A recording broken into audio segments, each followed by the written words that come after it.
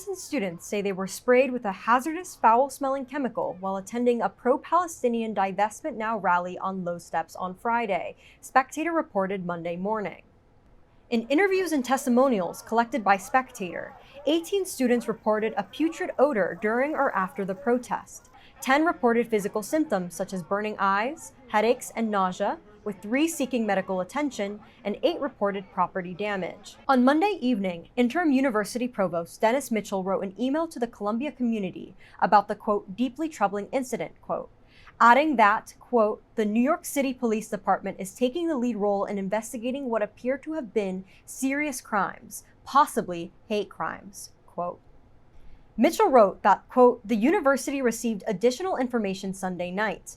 As a result, the alleged perpetrators identified to the university were immediately banned from campus, while the law enforcement investigation proceeds, quote. He wrote that public safety is, quote, actively working with local and federal authorities, quote.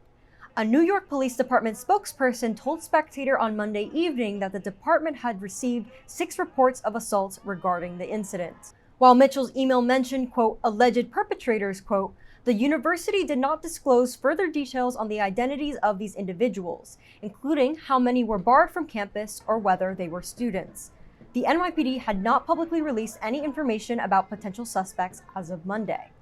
Mitchell's email also did not specify what protesters were allegedly sprayed with outside of citing student reports that described it as a, quote, foul-smelling substance that required students to seek medical treatment, quote, we condemn in the strongest possible terms any threats or acts of violence directed toward anyone in our community.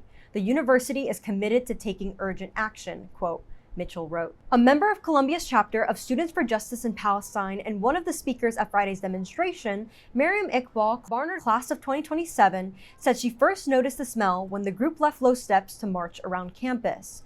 She described it as, quote, a really strong smell of poop mixed with decaying animal, quote. Iqbal said she could still smell the foul odor, specifically emanating from her jacket, when she returned to her dorm after the protest. She said she then texted some friends who attended the protest about the smell. Quote, everybody was like, oh my God, I thought I was going insane, quote, Iqbal said. Maya, Barnard class of 2024, who spoke to Spectator on the condition that she be identified by only her first name, citing safety concerns, said she saw an individual in an orange jacket approaching protesters from behind and pausing during the rally. She said 2 people, whose faces were, quote, pretty much all covered, quote, by keffiyehs, stood out to her because their keffiyehs appeared to be a slightly different color and pattern from traditional ones. Quote, once they were closest to me, behind someone that was near me, I heard a little spraying sound, Maya said. She said she noticed the individuals walk away, quote, and then it started smelling really bad, quote. Layla Saliba, School of Social Work class of 2025, said she noticed individuals of the same description, one with an orange jacket and white sunglasses, but neither wearing keffiyehs, acting, quote, unusual, quote. The individuals approached students holding a See You Jews for Ceasefire banner and called the protesters, quote, self-hating Jews, quote, she said. Saliba said that at the time, she was unaware of the alleged spraying. Quote, they were referring to students as Jew killers and terrorists, quote, she said. Quote, they seemed very uncomfortable with being photographed, quote, Saliba added. She said that it seemed, quote, like they wanted to get away as quickly as possible, quote. Saliba said that she went to an urgent care center following the alleged attack, reporting physical symptoms including fatigue, headaches, and nausea. Doctors diagnosed Saliba with, quote, exposure to a harmful chemical, quote, and told her that she will have to miss class, quote, for a few days, quote, due to her, quote, severe pain, quote, she said. Columbia's rules of university conduct explicitly prohibit the use of a, quote, dangerous or noxious chemical, quote, during a demonstration and considers it a, quote, serious, quote, violation. One of the main organizers of Friday's rally, Columbia University Apartheid Divest, is an unrecognized student group and is not authorized to hold events on campus, according to university event policy.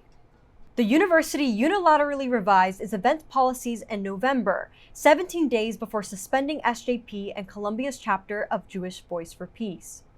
Quote, Friday's event was unsanctioned and violated university policies and procedures which are in place to ensure there is adequate personnel on the ground to keep our community safe, a Columbia University official wrote in a statement to Spectator on Sunday morning.